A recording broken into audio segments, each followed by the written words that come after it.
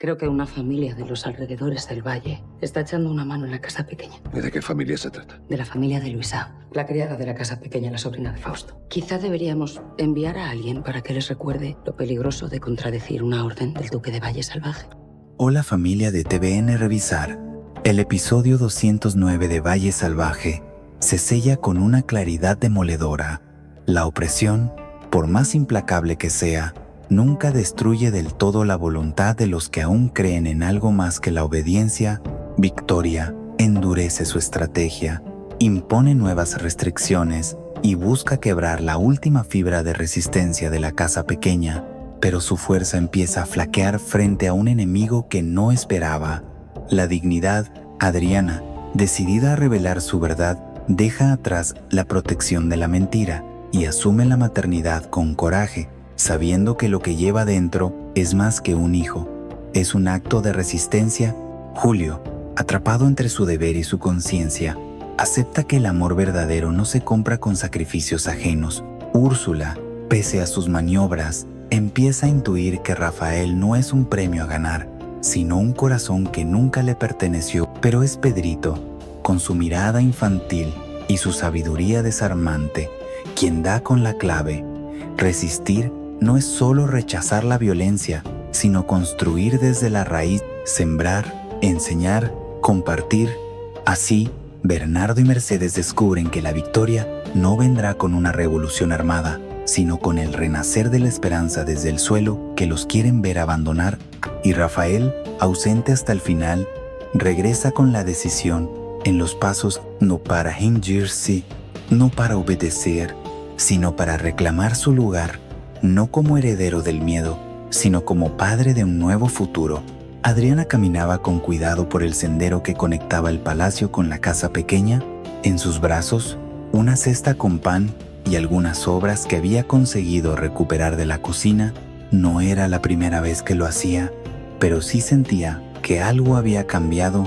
La mirada de los criados, más cautelosa, y el silencio del pasillo que antes bullía de rumores, ahora pesaban como advertencias. Junto a ella caminaba Alejo, cargando otro cesto más discreto, con algunas frutas y una jarra de agua. ¿Estás segura?, preguntó él. Con voz baja. Lo hago por ellos, respondió Adriana. No puedo sentarme a comer pan caliente mientras los niños allá no tienen ni una amiga. Ambos llegaron a la casa pequeña sin ser vistos, o al menos eso creyeron, pero desde una ventana del ala oeste, Úrsula los había observado. Una sonrisa venenosa se dibujó en sus labios. Corrió a contarle a Victoria, que descansaba en su salón privado, hojeando unos documentos de tierras. «Tía, tienes que ver esto», dijo con tono triunfal. Adriana y ese sirviente, Alejo, están sacando comida del palacio para llevarla a la casa pequeña. Victoria no reaccionó de inmediato. Cerró el libro con calma y se levantó. ¿Estás segura? Lo vi con mis propios ojos. Victoria respiró profundo. No le sorprendía. En el fondo, siempre supo que Adriana no se había rendido, pero que lo hiciera con la complicidad de Alejo, eso ya era otra cosa. Un acto que requería castigo ejemplar. Sin decir más, bajó directamente a la cocina principal y llamó a Eva. Quiero un recuento detallado de todos los alimentos sacados en los últimos 3 días, cualquier pieza faltante, cualquier pan de más, cualquier rastro, y dile a Amadeo que registre los ingresos y egresos. Si alguien está robando, lo sabremos. Eva, aunque no lo mostró, comprendió de inmediato el propósito de esa orden. No era solo control, era vigilancia disfrazada de inventario. Mientras tanto, en la casa pequeña, Adriana repartía los panes entre los niños. Mercedes los observaba con una mezcla de orgullo y temor. «¿Esto no va a gustar allá arriba?», le dijo a Adriana. «Lo sé, pero no puedo dejar de hacerlo. Entonces prepárate para las consecuencias», advirtió Mercedes, «porque vendrán». Y no se equivocaba. Esa misma noche, Victoria convocó a todos los responsables de logística del palacio. No solo pidió un cierre parcial de la despensa, sino que emitió una orden clara. Se instalarían guardias en la entrada de la cocina, y se restringiría el paso a todos los que no pertenecieran al núcleo del servicio. Además, añadió, ningún criado de la casa grande podrá visitar la casa pequeña sin autorización directa mía o del duque. ¿Y si hay emergencias?, preguntó Isabel, con tono neutro. Entonces que se mueran allá. Ya no son nuestro problema. Úrsula aplaudió discretamente. La decisión era lo que deseaba. Cortar el último lazo que aún unía ambas casas. Victoria no sonrió, pero sus ojos se endurecieron. Esta era su guerra, y no pensaba perderla. Adriana, al enterarse por Eva del nuevo cerco, guardó silencio, pero su rostro lo decía todo. Ya no quedaban rutas de ayuda, solo la voluntad. Y en esa voluntad nacía la resistencia. Las órdenes de Victoria fueron cumplidas con una precisión casi militar. Desde el amanecer, la entrada del ala de servicio quedó custodiada por 2 guardias. Los cocineros eran vigilados al entrar y salir. Incluso las cestas de basura eran revisadas antes de abandonar la cocina. Pero la represión no terminó ahí. Una nueva restricción se impuso. La casa pequeña no podría recoger leña del bosque ni usar los pozos comunes para extraer agua. Con eso, Victoria buscaba asfixiar no solo el cuerpo, sino el espíritu de los que aún se aferraban a la dignidad. ¿Ahora ni siquiera podemos calentar agua?, preguntó Luisa, frustrada. Mientras apilaba unas ramas secas que había recogido en secreto, Mercedes reunió a todos en el patio. Se acabó la neutralidad, dijo. Nos están empujando al límite, y debemos decidir si resistimos o nos rendimos. ¿Y cómo se resiste sin fuego, sin agua, sin comida?, preguntó Matilde. ¿A qué llamas resistencia cuando hay niños que lloran de hambre? ¿A no dejar de ser quienes somos?, respondió Mercedes. ¿A no volvernos como ellos? La conversación fue interrumpida por Atanasio, que llegó jadeando, casi sin aliento. Traigo noticias, anunció. Victoria ha hablado con los capataces del bosque. Si nos ven recogiendo una sola rama, pueden arrestarnos. Ha dicho que somos ladrones de recursos. La reacción fue inmediata. Algunos lloraron, otros gritaron con impotencia, pero Mercedes levantó la mano y pidió silencio.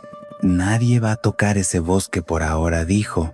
Si quieren destruirnos, tendrán que hacerlo con sus propias manos, pero no vamos a darles motivos para que nos encierren. Adriana observaba en silencio. Sabía que esto era consecuencia directa de sus acciones, pero también sentía que, al menos, habían despertado la rabia justa. Esa noche, en el palacio, Victoria disfrutaba de una cena sin prisas. Úrsula, a su lado, leía un libro con fingido desinterés. ¿Y si se rebelan?, preguntó. No lo harán, respondió Victoria. Bernardo es demasiado orgulloso. Jamás arriesgaría lo poco que le queda por un enfrentamiento abierto. Y si Alejo lo hace, Alejo es impulsivo. Sí, pero no estúpido. Además, con Luisa embarazada, Úrsula abrió los ojos. ¿Luisa está embarazada? Victoria la miró con una sonrisa leve. Tarde o temprano, todas terminan así. El hambre, el miedo, el encierro. Eso las hace buscar afecto en los peores lugares. Úrsula no dijo nada, pero su mente ya maquinaba algo. En la casa pequeña, Matilde entró a la cocina y se encontró con Mercedes sentada junto al fogón apagado. ¿Y ahora qué hacemos? Lo de siempre, respondió Mercedes. Empezar de nuevo, aunque sea con cenizas. Y en esa noche sin fuego ni comida, alguien tocó la puerta con discreción. Era Isabel. Llevaba una bolsa pequeña, pan duro, una vela, un poco de grasa. No puedo hacer más, dijo. Mercedes tomó la bolsa con manos temblorosas. Has hecho suficiente, porque incluso en los regímenes más implacables, siempre hay grietas por donde se filtra la humanidad, y en Valle Salvaje, esa humanidad era el único recurso que Victoria aún no podía controlar. La mañana siguiente trajo consigo un aire espeso y cargado. En el comedor del palacio, Úrsula aparecía radiante, con su vestido claro y un lazo perfectamente colocado en el cabello.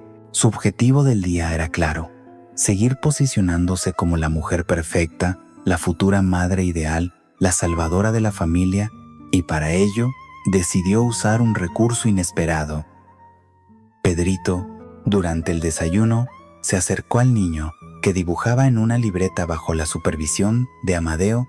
«¡Qué bonito lo haces!», dijo con voz melosa. «¿Puedo sentarme contigo?». Pedrito, desconfiado, la miró sin responder. Úrsula se sentó de todas formas y comenzó a preguntarle sobre sus dibujos, fingiendo un interés sincero. Amadeo los observaba con cautela. «Tu padre estaría orgulloso de ti», continuó ella. «¿Sabías que yo también lo conocí?». Pedrito levantó la vista por primera vez. «¿Y tú? ¿Eras su amiga?». Úrsula dudó un instante, pero sonrió. «Claro que sí, todos lo queríamos mucho, como ahora te queremos a ti». Desde la puerta, Isabel lo presenció todo. Sabía que Úrsula no tenía ningún afecto real por el niño. Esa cercanía repentina solo podía tener un fin estratégico: ganarse la simpatía de los criados y mostrarse como una figura maternal. Más tarde, Isabel comentó la escena con Victoria mientras servía el té. «Hoy, Úrsula estuvo con Pedrito. Se muestra muy cercana últimamente». Victoria, sin levantar la vista de sus papeles, murmuró: «Bueno, Táctico, que la vean como la madre perfecta. Servirá para cuando Rafael regrese y debamos retomar los planes. ¿Aún cree que volverá?». Victoria clavó su mirada en ella. «No me interesa si quiere volver. Volverá porque le conviene, porque fuera de esta casa no tiene nada». Isabel no respondió. En el fondo, no creía en esas convicciones férreas. Rafael estaba cambiando, y el niño que esperaba a Adriana podía alterar todos los planes. Ese mediodía, Úrsula volvió a mostrarse generosa. Mandó preparar un pequeño cesto con dulces y panecillos para los niños de la casa pequeña. Hizo que Eva lo llevara bajo su nombre. «Diles que es un gesto de paz», ordenó, «que no guardo rencor por lo que pasó». Eva, obligada, llevó el encargo, pero en la casa pequeña nadie fue ingenuo. «¿Paz?», dijo Mercedes con sarcasmo. «Esto es un anzuelo. No toque nada». Luisa olió los panecillos, demasiado frescos para venir de alguien como ella. Matilde observó el envoltorio. «Tiene la inicial de Úrsula bordada. Esto es propaganda, no caridad». Bernardo tomó una decisión rápida. «Se devolverá todo, con una nota: gracias, pero aún tenemos orgullo». Así se hizo. Horas después, Úrsula recibió el cesto de vuelta. Su sonrisa desapareció de inmediato. Victoria, al enterarse, no se molestó. Mejor dijo: «Así confirman su rechazo. Nos dan razones para lo que vendrá». Pero en la mente de Úrsula, lo que dolía no era el rechazo de los pobres, era la confirmación de que ni con mentiras podía ocupar el lugar que Adriana ya tenía ganado, aunque no tuviera trono ni corona. En el jardín, Pedrito volvía a dibujar, ajeno a los juegos de poder, y mientras los adultos fingían afecto o declaraban guerra, él dibujaba una casa con árboles, una mujer con pan en la mano y un niño que reía. Lo único que en realidad él deseaba. Bárbara recorría los pasillos con un paso lento, pero firme. Había pasado días observando, callando, midiendo gestos. Desde la desaparición de Rafael y los rumores del embarazo de Adriana, algo dentro de ella se agitaba, y ahora, con la vuelta de Leonardo al servicio del palacio, la vieja llama se reactivaba. No lo decía abiertamente, pero soñaba con volver a conquistar ese corazón que alguna vez, ingenuamente, le perteneció. Esa mañana encontró a Irene en la terraza del ala norte, limpiando los ventanales. Se acercó con una taza de té en la mano y una sonrisa discreta. «Hace frío hoy», comentó. «¿Quieres sentarte un rato?». Irene, sorprendida, dejó la escobilla y aceptó con cautela. «Gracias, señorita». Bárbara la corrigió. «Hoy no hablo como dama de la casa, sino como mujer». Irene asintió, sin entender del todo. «¿Puedo preguntarte algo?», dijo Bárbara, tras un silencio. «¿Tú crees que ¿Leonardo aún piensa en mí? Irene sintió un leve temblor en el estómago, pero mantuvo el rostro neutro. No lo sé. Leonardo no habla mucho de sentimientos, pero ¿se ve feliz?, insistió Bárbara. ¿Tiene a alguien? Está tranquilo, respondió Irene, eligiendo con precisión sus palabras, más sereno que antes. Bárbara bebió un sorbo de su té. Fingía serenidad, pero sus dedos temblaban apenas. Yo sé que lo perdí por mi soberbia. Lo desprecié, lo rechacé y él se fue. Pero a veces, Irene, uno madura, uno cambia. Irene la observó con cautela. Sabía que Bárbara tenía encanto, pero también un pasado de egoísmo que no podía ignorarse. ¿Has hablado con él? Aún no. Me da miedo que me rechace, que me vea como la misma de antes. Pues entonces tendrás que demostrar que ya no eres la misma. Más tarde, Leonardo estaba en el patio principal, revisando una de las carretas. Bárbara se acercó con paso decidido. ¿Necesitas ayuda? Él levantó la vista y la saludó con un leve gesto. Estoy bien. Quería decirte algo, continuó ella, deteniéndose frente a él. Sé que no tengo derecho a pedirte nada, pero quiero que sepas que he cambiado. Leonardo la miró, sin dureza, pero con una distancia clara. ¿No hace falta que me digas eso, Bárbara? Sí, hace falta, replicó ella, porque no quiero que creas que fui cruel, porque sí, fui tonta, inmadura. Me asustó que me miraras como si de verdad me conocieras. ¿Y ahora ya no te asusta? Sí, pero al menos sé que no puedo seguir huyendo. Leonardo dejó la herramienta y la observó con atención. ¿Qué esperas de mí? Nada, respondió ella, con honestidad. Solo quería que lo supieras. Y se marchó. Desde la galería, Irene había presenciado toda la escena. No sintió celos, pero sí una punzada de incertidumbre. Leonardo era libre de decidir, pero ella empezaba a sentir que lo necesitaba cerca. Esa noche, mientras cenaban en la casa pequeña, Mercedes notó el silencio de Irene. ¿Todo bien? Sí, solo que el pasado siempre vuelve y a veces uno no sabe si está preparado para recibirlo. Mercedes la miró con ternura. El pasado solo tiene poder si tú se lo das, y tú, Irene, mereces elegir desde el presente. Las velas iluminaban rostros tensos, pero sinceros, en Valle Salvaje. Las guerras no solo eran por el poder, también lo eran por el amor, y esas, a veces, eran las más difíciles de ganar. El sol del mediodía entraba de lleno en la cocina de la casa pequeña, cuando la voz de Victoria irrumpió como un trueno inesperado.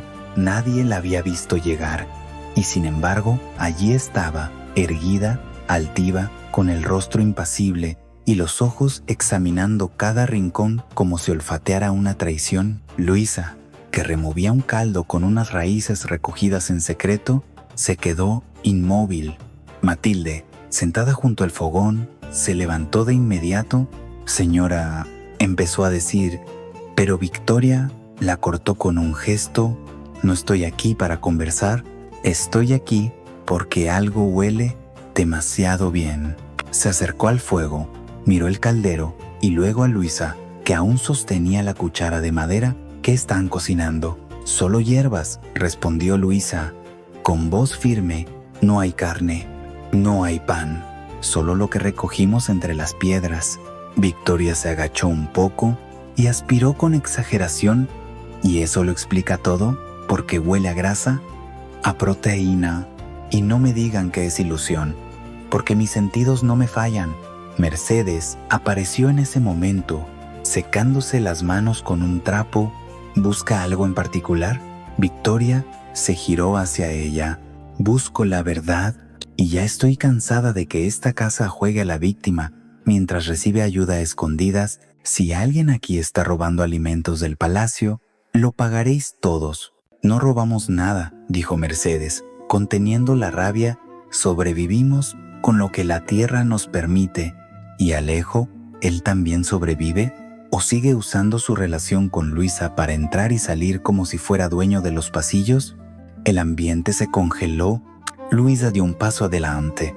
Alejo no ha robado nada, y yo tampoco, pero si lo que quiere es que pasemos hambre, está logrando su objetivo. Victoria caminó lentamente por la cocina, tocó los estantes, inspeccionó las ollas, como si su sola presencia bastara para intimidar.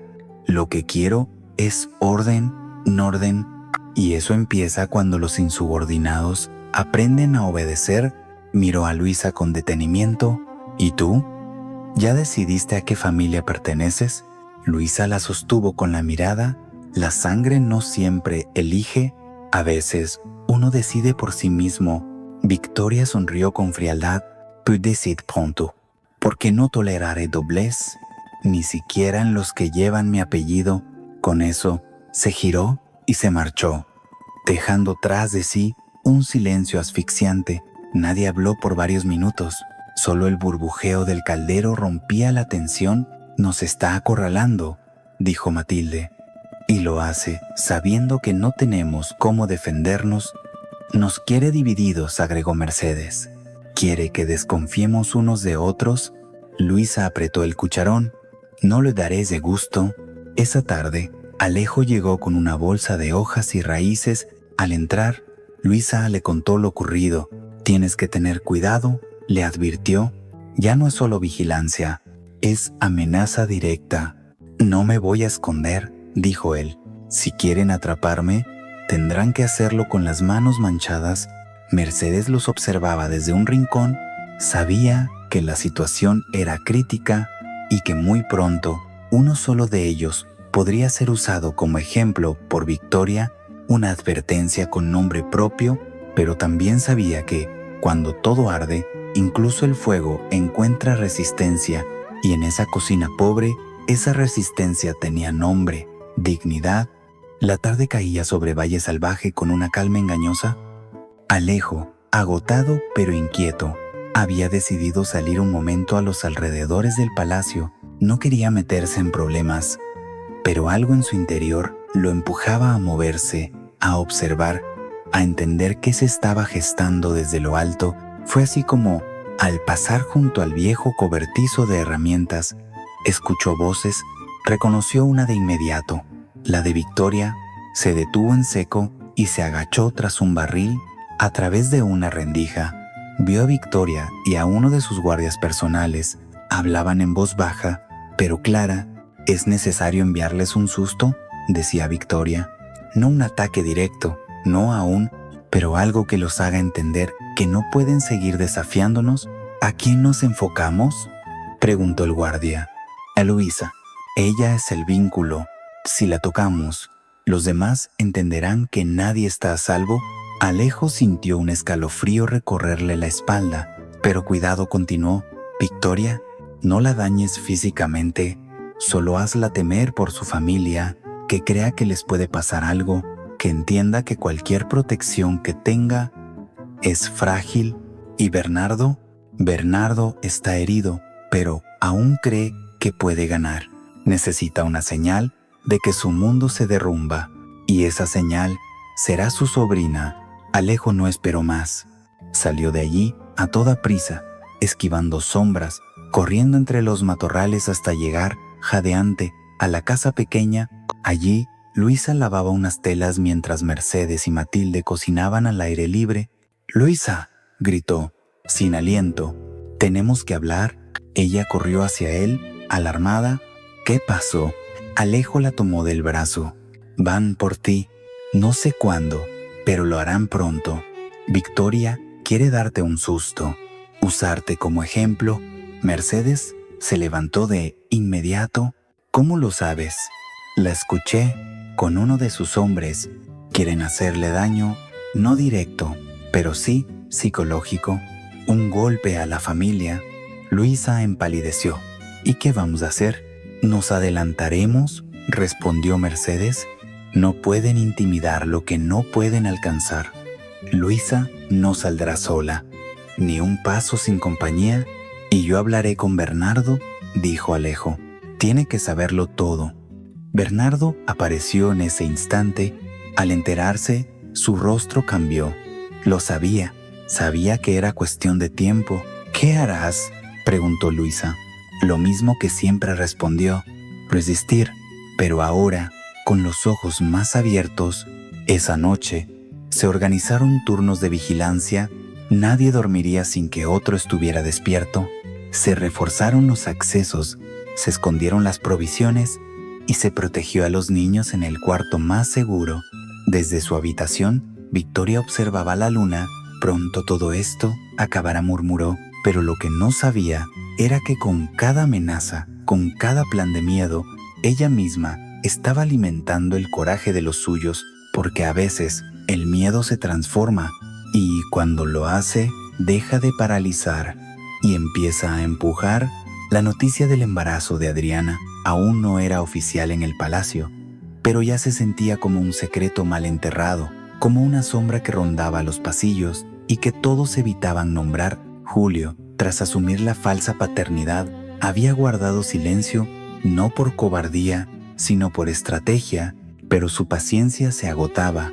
Úrsula, por su parte, no dejaba de envenenar el ambiente con comentarios maliciosos sobre Adriana, fingiendo preocupación, pero sembrando dudas cada vez que podía. Una tarde, Julio la encontró sola en la galería, hojeando un libro con fingida indiferencia. ¿Te puedo hablar?, preguntó. Úrsula levantó la vista con una sonrisa forzada. Claro, siempre es un placer. Julio se sentó frente a ella. La miró con seriedad. Quiero que entiendas algo. Rafael no te ama, no te amará, ni aunque se casen, ni aunque te acuestes cada noche junto a él. Úrsula lo miró, sorprendida. ¿Y tú qué sabes del amor de mi prometido? Sé que su corazón está en otro lugar, y sé que tú lo sabes. Por eso finges tanto. ¿Vienes a defender a Adriana? Vengo a divertirte. No pongas tus esperanzas en una ilusión, porque el día que esa ilusión se rompa, solo quedarás tú, y tú no estás preparada para eso. Úrsula se levantó con rabia. No me subestimes, Julio. Tú también vives de una mentira. Todos lo hacemos aquí. Julio no respondió. La dejó ir, pero sabía que sus palabras habían dejado marca.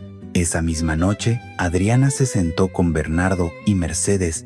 Tenía algo que decir. He tomado una decisión, dijo. Voy a contar la verdad.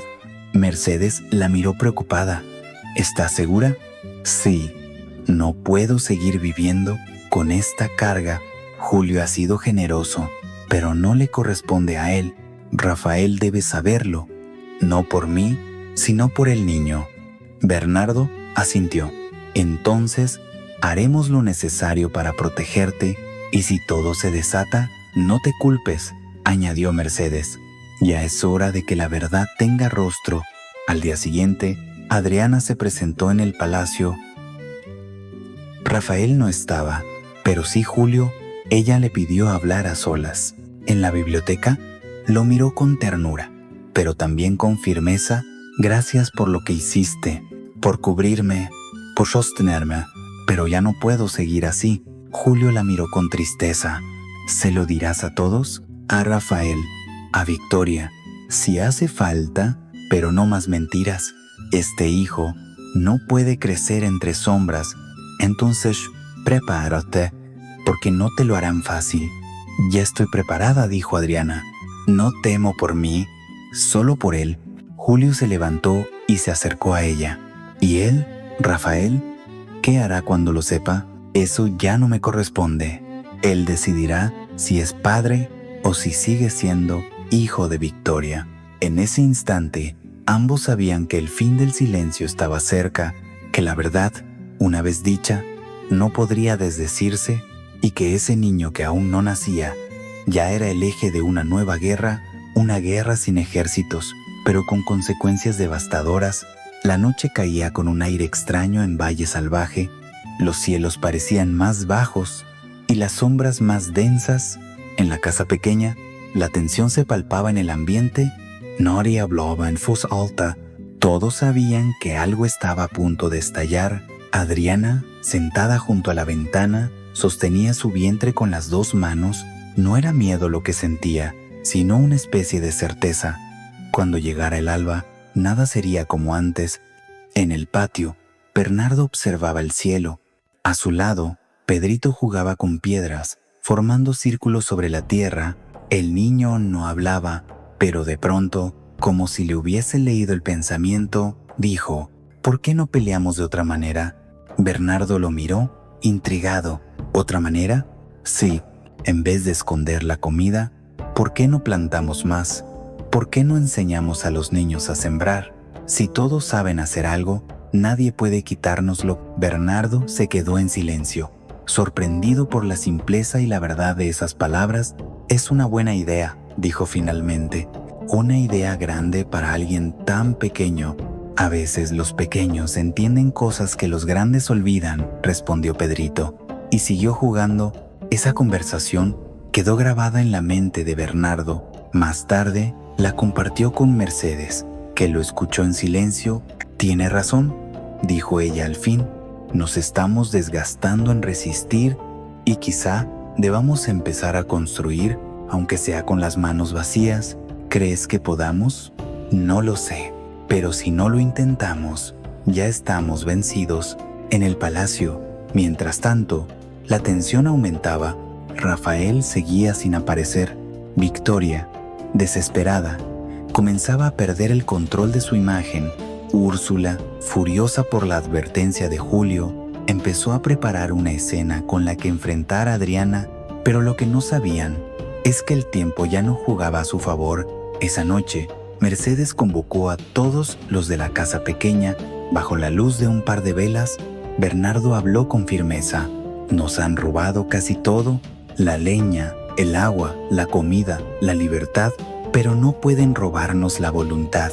Vamos a sembrar, vamos a enseñar, vamos a sobrevivir con lo que sabemos, no con lo que nos permiten». «¿Y si vienen a destruirlo?», preguntó Irene.